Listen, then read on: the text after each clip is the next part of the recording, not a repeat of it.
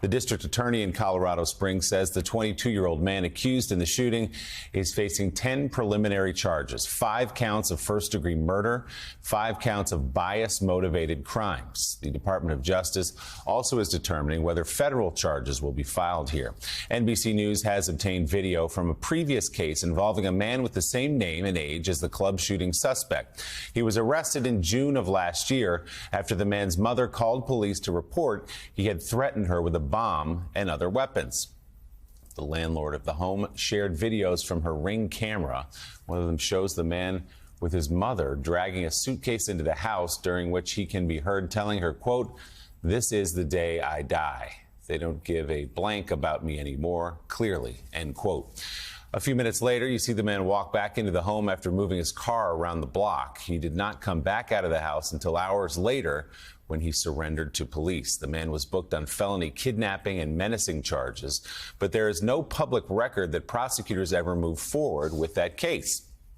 It also appears neither police nor relatives ever tried to trigger Colorado's red flag law. Here's what the DA had to say about that yesterday. Colorado has very restrictive sealing laws. What that means is that if a case is filed in a courtroom in the state of Colorado and it is dismissed for any reason, whether that is because the prosecution dismisses it or the court dismisses it, it is automatically sealed. That is a change in the law that occurred back in 2019, so only 3 years ago. That statute requires us to say, in response to questions about it, that no such record exists. So when you ask questions about specific prior instances, that will be our specific answer. But I want to give you a reason why that's the answer that we're giving. I acknowledge that it is very unsatisfying at this point. Hopefully, at some point in the near future, we can share more about that. But at this stage, that's the best we can give you. The DA's office doesn't play a part in the red flag law. That would be up to a law enforcement agency. That's why I say nobody in this group can really answer that specific question. It has to be initiated by law enforcement or a member of the public. Joining us now from Colorado Springs is NBC News correspondent Priscilla Thompson. Priscilla, good morning. What else do we know today? Good morning, Willie. Well, we heard a lot last night from the hero, the man being hailed a hero here, Rich Fierro. He is a decorated Army veteran who served a total of 4 tours across Iraq and Afghanistan. And he spoke to reporters last night from his front yard as his daughter sat in a wheelchair on the front porch. She broke her knee trying to escape after this deadly shooting.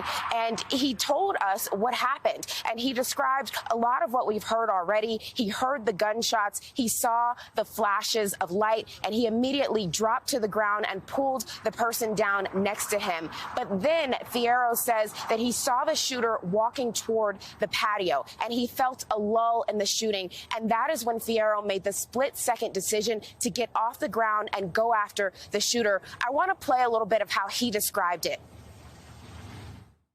I grabbed him by the back of his little cheap-ass armor thing, and I pulled him down.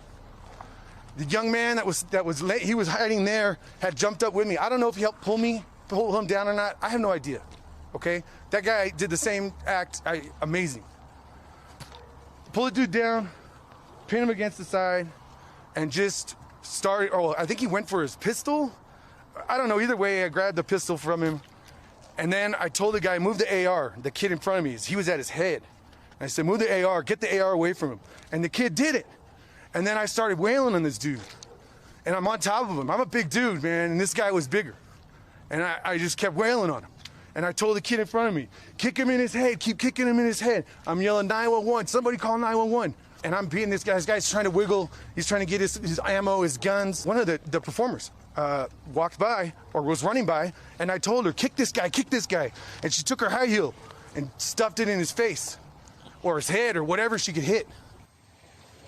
And Fierro says that they kept hitting the suspect until he stopped moving and until police arrived and were able to apprehend that suspect. And I asked Fierro, as a veteran, how does this compare to the experiences that he has had at war? And he told me it is the same thing, except he chose to go to war, and the people in Club Q on Saturday night did not choose that. And of course, among those there, the 5 people who have now been identified as those who died, including Kelly Loving, who is being described as such a caring and loving person, Daniel Aston and Derek Rump, 2 bartenders there who everyone said made this such a welcoming and friendly environment. Ashley Paw, who was here for a day trip, and they decided to go to Club Q, and she leaves behind her husband and also an 11-year-old daughter.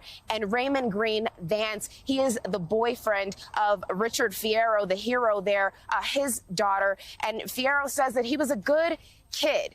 And as you mentioned, we know that the shooter is still in the hospital, according to police. He has been arrested on those charges of 5 counts of suspicion of first-degree murder and also those bias-motivated crime counts. Police say that he will be released from the hospital in the coming days, and then he will appear by video, at which point the DA will move forward with actually filing those official charges sometime in the coming days. Willie? This is a horrifying tragedy, but without question, Richard stopped it from being something much, much worse. NBC's Priscilla Thompson reporting from Colorado Springs this morning. Priscilla, thanks so much. We'll talk to you again later.